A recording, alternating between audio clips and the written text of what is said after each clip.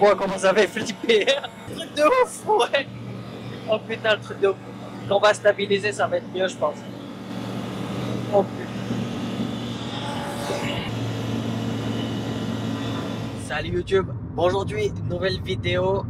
Comme vous avez pu voir dans l'intro, normalement, on va faire de l'avion. Là, on est avant le début de la vidéo. Je me dirige vers la rencontre de Thomas, il s'appelle. Il aura le temps de se présenter un peu plus tard dans la vidéo. Donc, il m'a dit qu'il est pilote et qu'il conduit des avions à Bangkok. Et il m'a proposé, ou c'est moi qui lui ai demandé si je peux faire un tour d'avion avec lui. Il m'a dit, ok, pas de problème, c'est aujourd'hui. Donc là, je me dirige, c'est assez loin, c'est à Pathum Thani. C'est pas l'aéroport international, hein. Là, on fait pas un vol commercial, c'est un vol privé. On va faire un petit tour dans les airs de Bangkok. Franchement, j'ai hâte, en même temps, j'ai peur. Je le connais pas vraiment, je connais pas son niveau d'aviation. Du coup, ouais, j'ai assez peur. On va voir comment ça se passe. Et puis, un grand merci aux tipeurs parce que vraiment, c'est grâce aux tipeurs qu'on peut faire quelque chose comme ça. Parce que voilà, ça a un coût, hein, c'est pas gratuit. Déjà, rien que le fait de se déplacer, on est à 1h30 de chez moi, par exemple. Et surtout, l'avion en lui-même. On aura le temps de reparler des prix. En attendant, je suis sur la route, comme vous pouvez voir. Let's go. Salut YouTube. Bon, on est arrivé. On est à l'aérodrome. Je vous fais faire un petit tour. Donc, c'est un aérodrome. C'est un aéroport privé, quoi. Ça appartient à une association. Et voilà le fils du propriétaire. Donc, aujourd'hui, je suis avec Thomas. Moi, c'est Thomas. Est-ce que tu peux te présenter rapidement? Eh ben oui, bien sûr. Donc moi, je m'appelle Thomas. À l'origine, je viens de France. Hein. Je suis né à Dijon, en Côte d'Or. Mais je suis venu ici en Thaïlande. Je me suis expatrié à l'âge de 18 ans, juste après avoir fini le lycée. Et maintenant, j'habite dans la campagne de Pathum Thani, pas très loin de Bangkok, à 3/4 d'heure, 1 heure environ. T'as quel âge, pardon? J'ai 29 ans maintenant. T'as 29 ans. Ah ouais, donc ça fait 11 ans que tu es en Thaïlande. Exactement, je suis arrivé à 18 ans, donc 18 plus 11, voilà. Je suis fort en maths. Tout à fait. Qu'est-ce que tu as fait? Parce que tu es jeune, en fait on a un peu un parcours similaire, on a eu le temps de discuter avant. Qu'est-ce que tu as fait en Thaïlande à 18 ans? Eh bien, quand je suis arrivé ici, d'abord, je suis venu en touriste, comme la plupart des gens qui viennent la première fois. J'ai beaucoup aimé le pays, ce que j'ai vu ici, les gens, la culture, même le climat. Bon, là, c'est la saison des pluies, c'est pas tip-top, mais j'ai quand même beaucoup apprécié la première fois que je suis venu, à tel point que j'ai décidé que j'avais pas envie de rester en France, j'avais envie de rester ici. Donc, je suis retourné en France, 3 mois, j'ai pris mes clics et mes claques. Je suis revenu en Thaïlande et j'ai fait des études à l'université à Bangkok. À quelle université? L'université Ramkhamhaeng, Okay. Programme international en anglais. Donc tu as fait un bachelor, c'est ça? Tout à fait, voilà un bachelor, donc un équivalent de licence, mais en 4 ans. Ah, en 4 ans. Ah oui, Ouais. Thaïlande c'est 4 ans, ouais. Ouais. C'était comment la vie d'universitaire? Eh bien, la vie universitaire en Thaïlande, honnêtement, c'était cool. Hein. Je sais pas comment ça se compare vraiment à la vie universitaire ailleurs, en Europe ou ailleurs, je sais pas. Ouais. Mais c'était tranquille, voilà, on vient au cours quand on a cours, après on s'en va quand on a envie de s'en aller, on rencontre plein de gens qui viennent de partout dans le monde, parce qu'évidemment c'était un programme international, donc il y avait pas mal de Thaïs, mais il y avait aussi pas mal d'étrangers, il y a quelques Européens, différents pays, des Américains, beaucoup d'Asiatiques, ça permet de rencontrer beaucoup de gens qui viennent de divers horizons, de différentes cultures. Et t'avais des Français dans tes classes? Parce que du coup en 4 ans t'as changé souvent de camarades de classe, non? Ouais. C'était les mêmes? Oui, j'ai changé un peu de camarades de classe, mais j'en ai quand même eu beaucoup, on va dire, avec qui je suis resté pendant pratiquement les 4 années. Et ouais, je me rappelle qu'il y avait un Français, je me rappelle il y avait un autre Français, il s'appelait Thomas aussi d'ailleurs, il venait de Paris lui. Et du coup, lui, il est toujours en Thaïlande ou pas? Je pense qu'il est toujours, soit il est toujours en Thaïlande, soit il est parti au Japon, je suis plus sûr, parce que ça fait un peu longtemps que j'ai pas entendu parler de lui. Mais j'ai un autre pote de l'université qui lui est toujours en contact.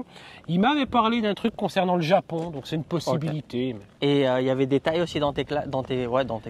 Ouais, on va dire que les classes en programme international là où j'étais, c'était à peu près la moitié des étudiants c'était des Thaïs et l'autre moitié c'était des étrangers qui venaient d'un peu partout, quoi. C'était des cours uniquement en anglais alors? C'était des cours qui étaient uniquement en anglais et qui étaient enseignés par en grande majorité des professeurs étrangers, des occidentaux, des Européens, des Américains qui venaient d'universités européennes et américaines, soit qui étaient là à plein temps, soit qui venaient, on va dire, temporairement pour enseigner quelques fois par an. Combien ça coûte l'université en Thaïlande? Ah, après, ça dépend des universités, bien sûr, mais là, en programme international à Ramkhamhaeng, ça me coûtait environ entre 30 000 et 40 000 bahts par semestre. Ok. C'est un programme qui est pas trop cher. Il y a des programmes qui sont un peu moins chers que ça en international. On peut trouver un peu moins cher. Donc environ 1 000 € par semestre, et il y a 2 semestres, ça fait 2 000 € l'année. À peu près, c'est ça, oui. Ok. Et maintenant, tu fais quoi? Parce que tu as 29 ans, donc tu as fini tes études à quel âge? 24 ans peut-être, 23? À peu près, oui. 23 ans, ça doit être ça, oui. Donc maintenant, eh bien, d'abord, après avoir fini mes études, je vais faire ça dans l'ordre chronologique à peu près. Vu que j'ai fait des études d'anglais, en gros licence d'anglais, en 4 ans, donc ici, après avoir fini, j'ai commencé à travailler dans une école de langue à mi-temps. Voilà, en enseignant l'anglais à des enfants, des adolescents. Mais c'était seulement du travail à mi-temps. Alors évidemment, ça n'a pas pu durer très longtemps. Donc après, j'ai commencé à travailler dans une école privée. C'était une école maternelle. Donc je suis devenu professeur de maternelle. J'avais des enfants, j'avais une classe avec que des enfants de 4 ans, 5 ans. C'était la moyenne section, en quelque sorte. Voilà. Et moi, mon rôle, c'était d'être le professeur de la classe. Celui qui parle anglais. Donc je faisais tous mes cours en anglais, mais je venais pas seulement pour dire bonjour aux gamins pendant 1 heure. J'étais là en permanence avec ma classe. J'étais le prof de la classe, voilà, le maître en quelque sorte, c'est ça. Et j'ai fait ce travail-là pendant 3 ans dans cette école à Mluka, donc en gros pas très loin de là où j'habite personnellement. Pathum Thani, quoi. Voilà. Après 3 ans, j'ai décidé de quitter ce travail parce que en Thaïlande, les conditions de travail, j'ai pas envie de trop critiquer, mais c'est vrai que les entreprises thaïlandaises en général, que ce soit, c'était une école privée, donc une école privée c'est un business au final. Hein. Travailler pour des patrons thaï, des boss thaï, c'est pas toujours une sinécure, on va dire. Donc j'ai décidé de quitter ce travail-là parce qu'en parallèle, je faisais des cours en ligne sur Internet, sur une plateforme. Je faisais ça juste à mi-temps, quelques heures par semaine. Ça commençait à vraiment bien tourner, donc je me suis dit, je pourrais faire ça à plein temps uniquement et vivre de ça. Donc c'est ce que j'ai commencé à faire il y a à peu près 2 ans et demi maintenant. Ok, donc maintenant full time, travail en ligne. Exactement, maintenant full time travail en ligne depuis environ 2 ans et demi. Là maintenant on se trouve où? Ah, maintenant on se trouve dans la province de Nakhon Nayok. Donc sur un aérodrome, un terrain d'aviation qui est à environ une trentaine de kilomètres de chez moi et environ 60-70 kilomètres de Bangkok. Voilà. Et on est ici parce qu'on va faire un vol, bien sûr. On va faire le vol et après on continuera les questions, etc. Donc let's go. Un avion qui n'est pas particulièrement joli, mais qui est fait pour décoller et atterrir court. C'est bien pour les terrains de brousse, les trucs comme ça. Ok. Là, la Jeep du ciel, en quelque sorte. Voilà. C'est un peu carré, tu vois. Ouais. Boîte de conserve. Ça vaut bien. Ah, c'est petit quand même, je pensais plus balèze. Non, c'est plus cool. Oui, c'est pour ça que c'est biplace. Donc là, je vais juste faire la visite pré-vol, juste pour vérifier qu'il n'y a pas de problème, que tout est ok, il n'y a rien de cassé, il n'y a pas de panne quelconque qu'on pourrait détecter. N'importe quel avion, faut faire ça, un petit ou gros, il y a toujours une visite pré-vol avant de voler. Et ceux de l'association, ils regardent quand même avant ou c'est vraiment à toi de prendre tes responsabilités? Ouais, si on était en France, je dirais que c'est à nous de prendre nos responsabilités, mais ici, ils aiment bien regarder pour toi aussi au cas où. Les attaches, les haubans, tout est ok, il n'y a pas de jeu, quoi que ce soit. De l'avion, hein, c'est de la tôle rivetée et des boulons. Donc, Ah, c'est marqué Sky Jeep. C'est comme tu disais. c'est bien ce que je disais. Zener CH701 Stoll, Sky Jeep, Jeep du ciel, voilà, tout à fait. Des gros pneus, hein. Généralement sur les machines de cette taille-là, les pneus sont pas aussi gros. Hein. Ok, c'est mieux sécure genre pour atterrir? Ah, c'est bien pour les terrains difficiles, les choses comme ça. Ici, comme on peut le voir, on n'a pas de piste en dur. La piste, c'est de la latérite, comme on appelle ça, autrement dit de la terre battue. Ouais. C'est de la terre compressée au rouleau compresseur, quoi. Mais c'est pas de goudron, d'asphalte ou quoi que ce soit. Donc, c'est pas toujours bien plat. On peut voir le temps. De ce côté-là, c'est pas mal. Grand soleil. Je vous rappelle, on est en pleine saison des pluies. On est le 6 juillet. Et là, on peut voir le vent. Ça va, non? Qu'est-ce que t'en penses? Oui, ça va. On a un peu de vent d'ouest. C'est toujours le cas ici. On est dans une zone, ici, vers Nakhon Nayok et dans la région de Bangkok en général. On est dans une zone où les vents dominants viennent pratiquement toujours de l'ouest. Moi, je te l'avais pas dit, mais j'ai le vertige et j'ai le mal de voiture aussi. Ah, ça va être compliqué, hein. Mais t'inquiète pas. Jusqu'à maintenant, j'ai encore personne qui est tombé dans les pommes avec moi, donc ça devrait le faire. Allez, bah moi je suis prêt, hein, let's go. Hein. Ah bah allons-y. Les... Avant de décoller, maintenant, il faut juste que j'appelle la tour de contrôle qui se trouve à Suvarnabhumi, le contrôle de l'approche de Suvarnabhumi, parce que même si on est ici perdu dans les rizières de Nakhon Nayok, on dépend quand même du trafic aérien de Suvarnabhumi parce qu'on est dans leur zone de contrôle. Okay. Mais pas celui de DMK. Non, on est dans la zone de contrôle de Suvarnabhumi, on appelle ça la CTR. Donc c'est eux qui sont responsables de tout le trafic aérien, petit ou gros, dans cette zone. Donc je dois les appeler d'abord pour leur confirmer le plan de vol, pour leur dire on va décoller, machin et tout. Et après avoir décollé, je devrais les appeler à la radio. Ok, et c'est qui que tout à l'heure t'as appelé en voiture?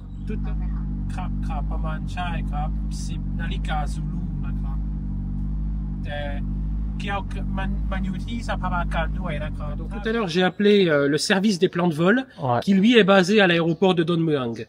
Eux, je les ai appelés juste pour leur confirmer que je leur avais envoyé le plan de vol. Ok. Voilà. Que j'ai envoyé par email parce que c'est la législation en Thaïlande, voilà.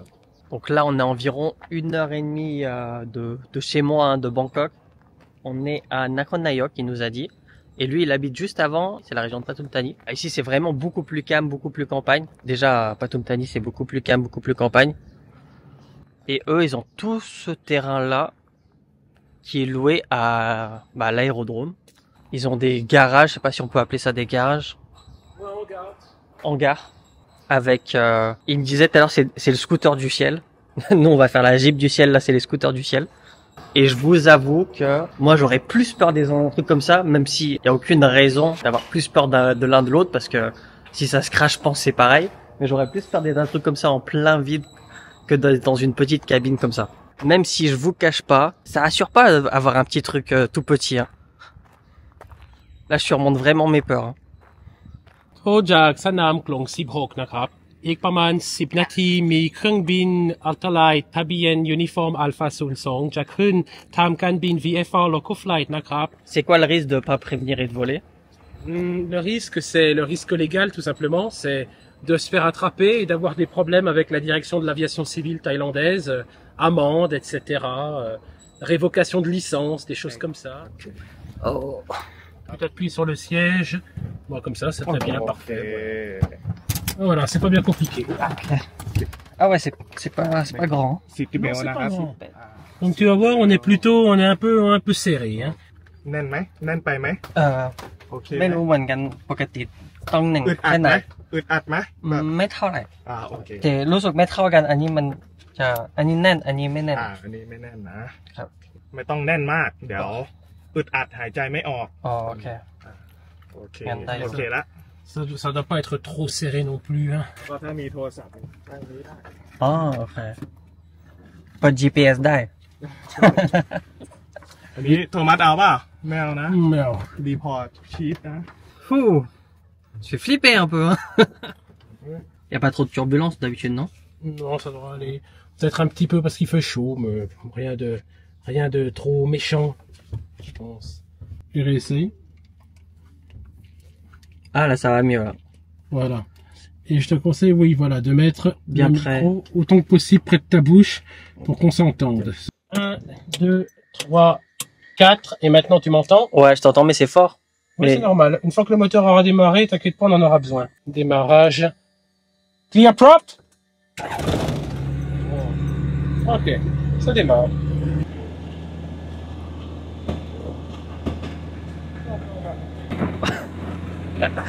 Bon, je commence à stresser, moi. Ok.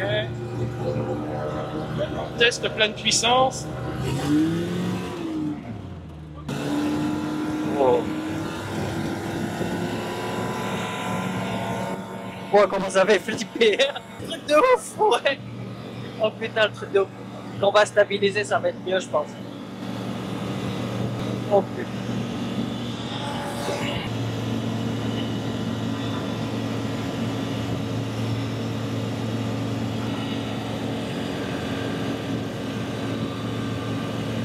te cache pas, je suis pas le plus à l'aise. Parce que, les gars, il faut savoir, on est ici 1 heure. Et là, ça fait à peine 7 minutes. Ah, là, ça commence à aller un peu mieux de mon côté.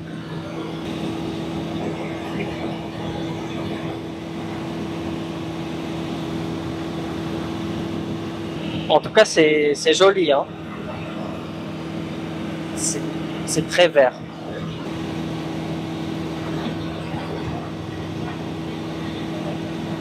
En vrai, une fois qu'on est stabilisé, ça va mieux, hein. C'est un peu comme un vol commercial. Et j'avoue, au décollage, ça fait flipper. Quand t'es à fond, tu te dis, mais il va jamais s'arrêter, et après il commence à voler, ça fait flipper. Donc là, il disait, on roule à 130 km/h environ. Et ça a vraiment pas l'air, on a l'air, je sais pas, à 60 genre en voiture.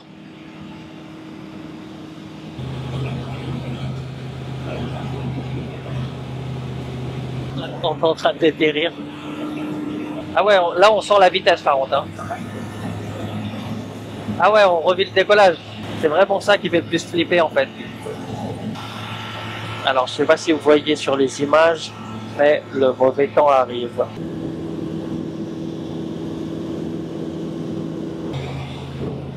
Bon là on essaye d'atterrir. Ça bouge hein les gars. Là on est dans Tokyo Drift.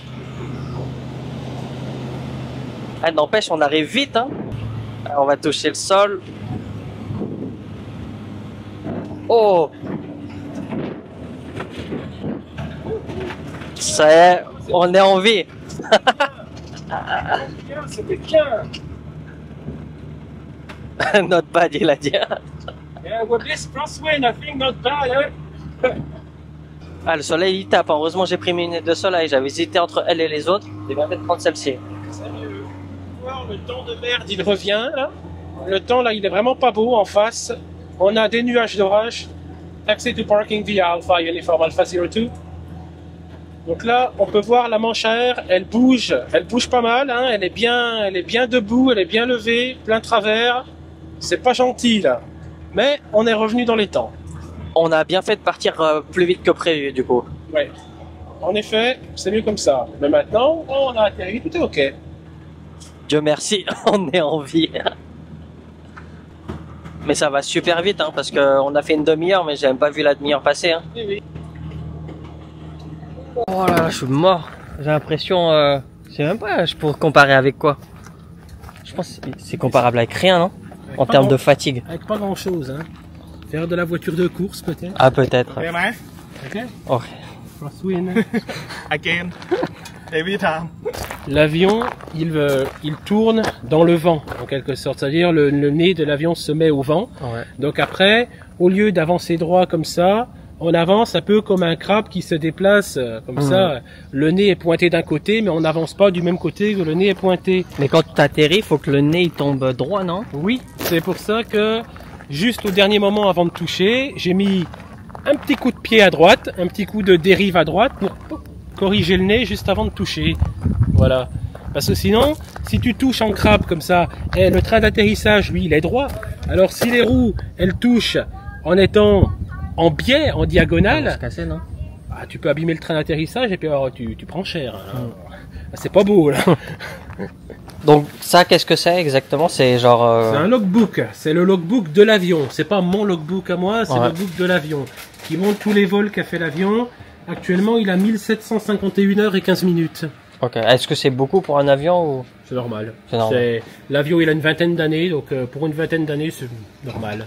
Voilà. Un avion, tu penses que ça a duré de vie de combien d'années? Ça peut durer longtemps. Moi, j'ai déjà vu des avions, même par exemple en France, des avions qui sont construits en bois étoile, qui datent des années 60, qui volent encore en aéroclub. Hein. Voilà, Okay, des avions qui ont plus de 60 ans. Ouais. Hein. Ça peut durer longtemps, tant que c'est bien entretenu. Les avions, généralement, c'est beaucoup mieux entretenu Qu'une voiture. qu'une voiture, voilà, donc ça dure plus longtemps, c'est tout. Donc là, je vais noter d'abord, je vais noter la date. Aujourd'hui, on est le 06 et le temps total avant, c'était 1751,15. Donc plus 30, ça fait 1751,45. Donc voilà, on a fini le vol. On continue d'apprendre à connaître Thomas. Alors, donc déjà, la première question que je voulais te poser, c'est comment c'est arrivé l'idée de voler? Genre, pour moi, voler, c'est entre guillemets inaccessible. Genre, c'est vraiment la dernière chose que j'aurais pensé. Ah, c'est vrai que pour beaucoup de gens c'est le cas, mais moi c'est quelque chose évidemment qui me tient à cœur depuis l'enfance, parce que quand j'étais petit, quand j'étais en France, à ce moment-là, mon père, il était lui-même pilote privé, il a passé son brevet à lui quand j'avais 6 ou 7 ans, donc après, quand j'avais, je sais pas, 8 ans, 9 ans, tous les week-ends, il m'emmenait avec lui tous les week-ends, on allait voler. Alors quand on est un enfant de 8 ans ou 9 ans et que notre père nous emmène voler tous les week-ends, bah évidemment ça développe un certain intérêt pour cette activité hein, au fur et à mesure, au fil du temps. Comment on vole en Thaïlande? Est-ce qu'il faut une licence? Comment ça se passe? Oui, bien sûr, c'est comme partout dans le monde, c'est très régulé, l'aéronautique en général. Donc en Thaïlande, comme en France ou ailleurs, il faut une licence ou un brevet de pilote qui se passe après avoir effectué un certain nombre d'heures de vol en double commande avec un instructeur, une personne qui va nous apprendre à piloter, après avoir rempli tous les prérequis, le nombre d'heures de vol à compléter. Combien d'heures de vol, pardon, il faudrait? Eh bien, il faut 18 heures de vol au total en Thaïlande. Alors évidemment, pour ça, les règles, elles changent un peu en fonction des pays, particulièrement pour ce type de machine. Mais en gros, il faut voler 15 heures en double commande, donc avec un instructeur qui nous aide et qui est là pour nous apprendre, et 3 heures en solo. Donc tout seul, potentiellement avec un sac de sable sur le côté. C'est pas mal. Ouais, ça fait quoi? Ça, c'est pour s'habituer au niveau des poids? Ouais, parce que sinon ça peut être, c'est beaucoup plus léger quand on est tout seul. Ouais. Ça peut déséquilibrer un peu, ça fait bizarre. Ah, parfois okay. Le sac de sable ça aide un peu. Et donc en 18 heures après, tu dois passer un examen ou c'est genre un contrôle continu, il te évalue? Eh ben, il y a un peu des deux, mais en vrai pour la licence, ce qui compte le plus c'est l'examen. On a un examen théorique qu'on fait donc avec plusieurs personnes et un examinateur agréé par la Direction générale de l'aviation civile thaïlandaise. C'est un QCM, voilà, on a des questions, on a droit à un maximum, on va dire, il y a un nombre maximum de fautes, si je me rappelle bien, ça doit être 5 fautes maximum. Il y a combien, 100 questions? Une centaine de questions. Okay. Le théorique, on peut le passer à n'importe quel moment, en vrai, on n'est pas n'importe où, on peut le passer ici ou alors faut vraiment aller dans un endroit spécial? On peut le passer ici, moi je l'ai passé ici même, okay. Là, sur un banc qui est pas loin, voilà. Après, pour ce qui est de l'examen pratique, ça se fait au terme des 18 heures de vol et même pas forcément 18 heures parce que certaines personnes ont peut-être besoin de plus de temps. Donc j'ai passé l'examen pratique. Il y a un examinateur de la direction de l'aviation civile qui est venu et qui a observé le vol, les différentes manœuvres que je devais accomplir et il a jugé que mes manœuvres étaient satisfaisantes. Donc il a signé le compte-rendu, un peu comme un examinateur du permis de conduire signe le compte-rendu après avoir fait le permis de conduire en France par exemple. Maintenant, à l'heure d'aujourd'hui, à quelle fréquence tu voles? Est-ce que tu fais des vols toutes les semaines ou tous les mois? Ça dépend des fois, ça dépend si j'ai personne avec qui voler, si je vole tout seul ou si j'ai des gens avec qui voler, des amis à emmener, des gens à emmener, voilà, des connaissances, peu importe. Donc au minimum un vol par mois, ne serait-ce que pour maintenir la pratique, c'est important quand même. Ouais. Et le plus souvent peut-être 2, parfois 3, parfois 4, voilà, ça dépend, mais dans ces eaux-là. Et est-ce que c'est cher de passer une licence? Alors combien faut compter? Ça coûte assez cher relativement parlant. Après, ça dépend du point de vue, mais selon les standards thaï, on va dire que ça coûte assez cher. Là, ça m'a coûté au total environ 150 000 bahts, entre 4 000 et 5 000 euros, quelque chose comme ça. Voilà, c'est le prix standard. Après, ça dépend aussi de l'avion sur lequel on vole. Hein, l'avion sur lequel on a volé très souvent. L'avion sur lequel je vole habituellement, c'est un avion qui n'est pas si cher que ça. Donc, pour le prix total de la licence, on est sur environ 150 000 bahts, mais sur des machines plus chères, je sais pas, sur un Cessna quadriplace par exemple, le coût total de la licence pourrait avoisiner plutôt les 300 000 bahts. Okay. Donc, ça dépend de 150 000 bahts, c'est un package pour 18 heures. Après ces 18 heures, si tu as besoin de plus d'heures de vol, si tu n'es pas encore au point, il faut rajouter par-dessus le package, là, bien sûr, à 5 000 bahts de l'heure de vol. Mais 5 000 bahts, c'est sans le moniteur ou... En fait, ça dépend des endroits, encore une fois. Ici, en l'occurrence, les gens sont plutôt cool, sympas, ils font pas de chichi. Donc, moniteur ou pas, c'est toujours 5 000 bahts de l'heure. Okay. Après, dans d'autres, je connais d'autres aéroclubs en Thaïlande qui proposent aussi ce genre de service où avec le moniteur, faut rajouter 1000 bahts. ou avec le moniteur, faut rajouter 2000 bahts de l'heure. Ça dépend Ouais. des endroits. Voilà. Du coup, on a dit le prix du vol pour 1 heure, c'est 5000 bahts, hein, c'est ça? C'est ça, pour voilà. ce genre d'avion. Voilà. Mais plus l'avion est gros, plus ça coûte cher. Évidemment, oui. Bien sûr. Et dans les 5000 bahts, ça comprend l'essence également. Ça comprend tout, voilà. C'est-à-dire que, bon, évidemment, l'avion ne m'appartient pas, donc ça, c'est une chose qui se passe quand on loue, bien sûr. Mais je paye mes 5000 bahts de l'heure de vol, j'arrive, je m'assois dans l'avion, l'essence est déjà mise dedans, tout est déjà prêt, j'ai qu'à voler. Voilà. Justement, parler d'un avion qui t'appartient pas. Combien ça coûte un avion de ce type qu'on a volé aujourd'hui? Alors, ça dépend si c'est d'occasion ou neuf. Comme celui dans lequel on a volé aujourd'hui, les prix en occasion, on est entre 800 000 et 1 200 000 bahts. J'en ai déjà vu à vendre, donc je peux dire que c'est à peu près dans ces eaux-là. Et en neuf, on est dans les 2 millions, 2 millions 5 pour ce modèle-là. Après, en fonction des modèles, il y en a qui coûtent plus cher. Il y a des modèles qui sont plus beaux, plus taillés pour le voyage, plus rapides. En occasion ou en neuf, c'est le prix d'une belle voiture, quoi. Donc c'est un budget quand même. Mais si pour quelqu'un de passionné qui vole régulièrement, je pense que c'est un bon investissement, non? Je pense que oui. Après, évidemment, il faut voler régulièrement pour rentabiliser la chose, comme pour tout. Mais si on a les moyens, qu'on peut se permettre de payer un prix qui équivaut à un petit appartement ou à une belle voiture, pourquoi pas?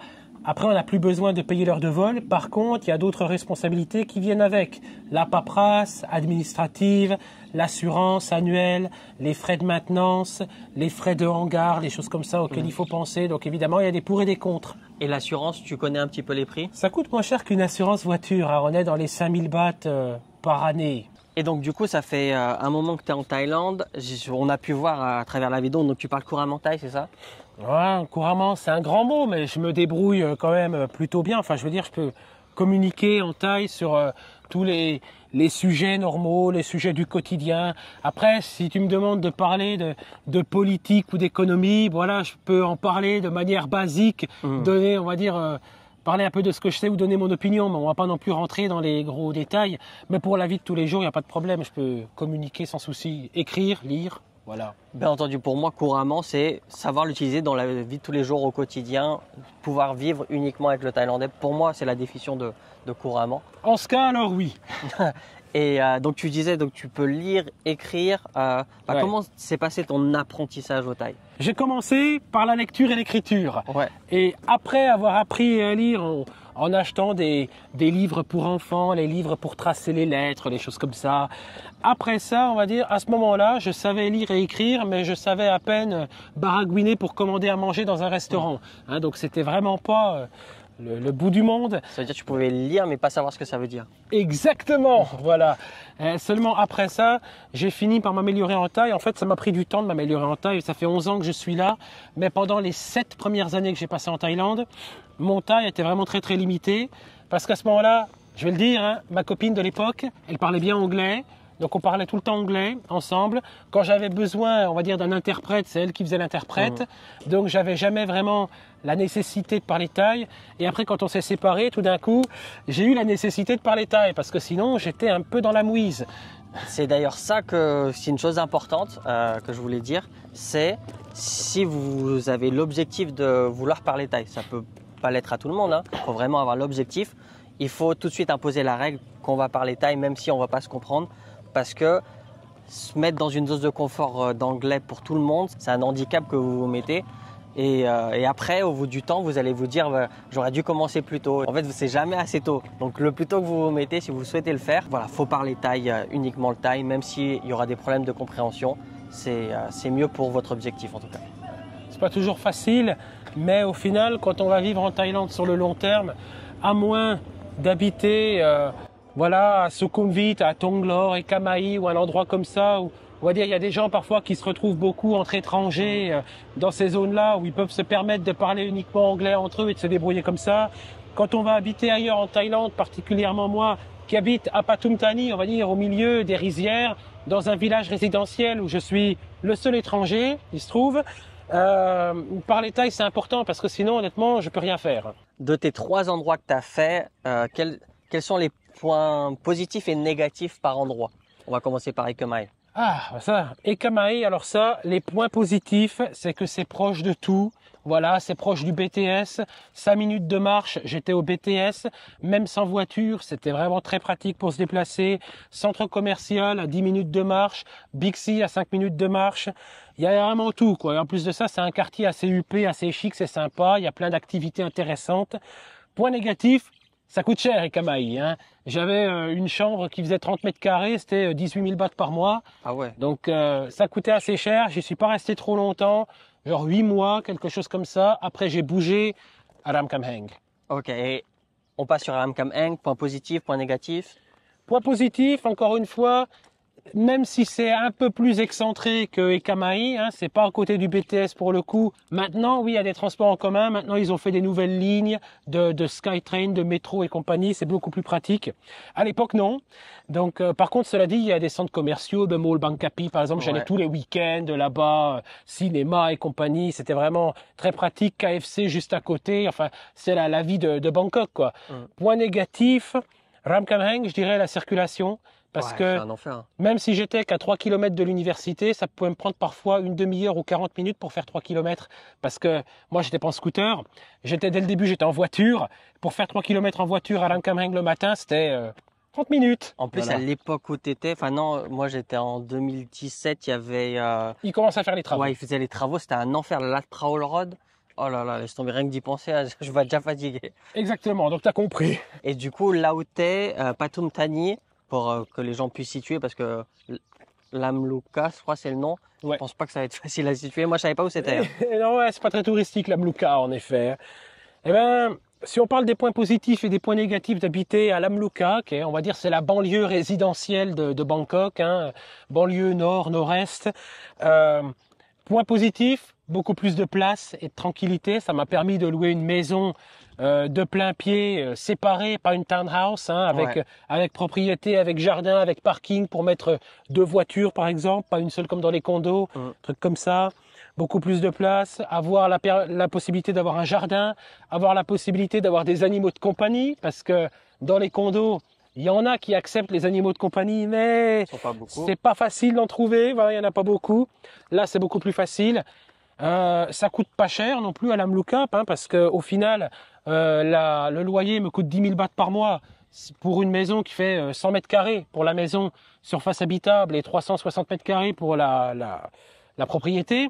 Au final, ça me coûte que 2 000 bahts de plus que ce que je payais pour mon appartement qui faisait 30 mètres carrés à Bangkok. Donc, évidemment, hein, on voit la différence. Par contre, point négatif, c'est un peu au milieu de nulle part, quoi. C'est un village résidentiel et autour, à droite, il y a une rizière, à gauche, il y a une rizière, derrière, il y a une rizière. Et donc, après tes 11 ans d'expérience en Thaïlande et spécialement à Bangkok, aujourd'hui, tu te sens bien à l'écart sur Pathum Thani alors? Oui, je continue d'aimer Bangkok. C'est une belle ville, Bangkok. J'aime beaucoup Bangkok, mais maintenant, j'aime bien y venir quand j'ai quelque chose à y faire. Un centre commercial, un cinéma, un bon restaurant, à Sukhumvit, des trucs comme ça, j'aime bien. Mais seulement pour y venir, y faire quelque chose.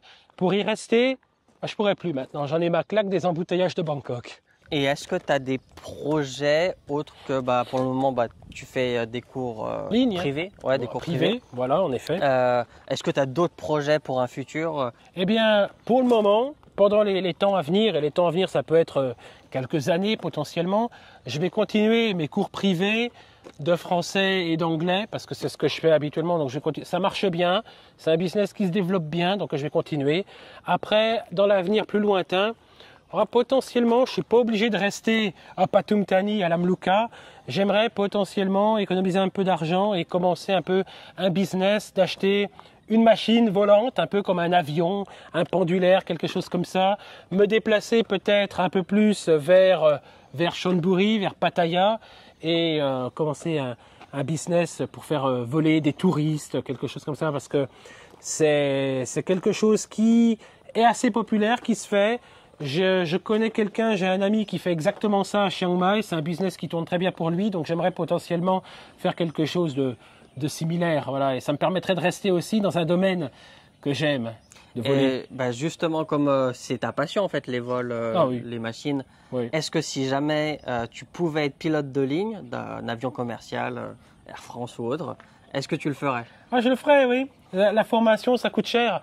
Malheureusement, je ne peux pas prétendre on va dire, aux formations financées par les compagnies, comme les formations cadets, etc.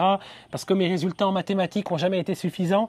Mais si j'avais les moyens de financer ma propre formation, on parle là d'environ 100 000 euros, hein, pas 100 000 bahts. Hein. 100 000 euros, voilà. c'est 4 millions, hein, c'est ça? Voilà, 4 millions de bahts environ, donc ça coûte cher, vraiment. Mais mettons que je gagne à la loterie taille, 6 millions de bahts, pourquoi pas? Oui, je le ferai. À ce moment-là, je le ferai immédiatement. Ah ouais, carrément. Ouais. C'est vraiment, ça serait ton rêve. Ouais. Ah, c'est cool d'avoir des rêves, des projets. Et ouais, c'est réalisable. Tu sais pas ce qui peut t'arriver dans le futur. Tu peux gagner à la loterie, tu peux faire ton business qui marche très bien et pouvoir mettre de côté. C'est vrai qu'après tout, je suis pas si vieux que ça. Je veux dire, à 29 ans, ça va. Je connais des gens qui sont devenus pilotes professionnels ou pilotes de ligne à la quarantaine et plus. Hein. Donc, c'est pas non plus rédhibitoire de plus avoir 20 ans. En tout cas, c'est grave intéressant. Bah, on n'a pas beaucoup parlé de lui parce que c'était pas vraiment le thème de la vidéo. C'était vraiment le pilotage parce que je trouvais ça fou de faire de l'avion en Thaïlande. Donc super, merci à toi Thomas. Ah, bien sûr. Et si ça vous intéresse, parce qu'il a que 29 ans, mais il a vécu plein de trucs, on a eu le temps de parler avant de tourner. Et voilà, si ça vous intéresse, il pourra peut-être nous raconter des anecdotes, parce que vous voyez sa voiture. Bon, déjà, c'est pas une voiture ordinaire, on peut voir. Non, en effet. Mais surtout, tu as fait un petit peu le tour des pays voisins de la Thaïlande, quoi. Oui, en effet, avec cette voiture fortement trafiquée, on va dire, un vrai puissant fond, j'ai fait le tour de la Malaisie. D'ailleurs, on a le sticker ici qui en fait est une traduction de la plaque d'immatriculation de la voiture pour conduire à l'étranger. J'ai été dans toute la Malaisie, le Cambodge, le Laos. Ça m'a permis d'aller, j'ai été jusqu'à la frontière vietnamienne, jusqu'à la frontière chinoise. J'aurais bien aimé aller dans ces pays-là aussi, mais la bureaucratie, c'est un peu compliqué. Mais ouais, j'ai quand même pas mal voyagé avec celle-là. Ouais. Bah justement, si ça vous intéresse, vous dire comment il a fait les papiers, parce que moi je savais pas exactement comment ça se faisait avant qu'il m'explique lors de notre rencontre, pour prendre sa voiture et partir dans les pays voisins, puis toutes ces anecdotes. N'hésitez pas à le mettre en commentaire, on l'invitera de nouveau. Merci à vous d'avoir regardé les vidéos, merci beaucoup à Thomas de m'avoir fait vivre cette expérience. Merci à vous, n'oubliez pas de vous abonner si ce n'est pas déjà fait, de liker la vidéo, ça aide le référencement. Puis moi je vous dis à la prochaine, ciao.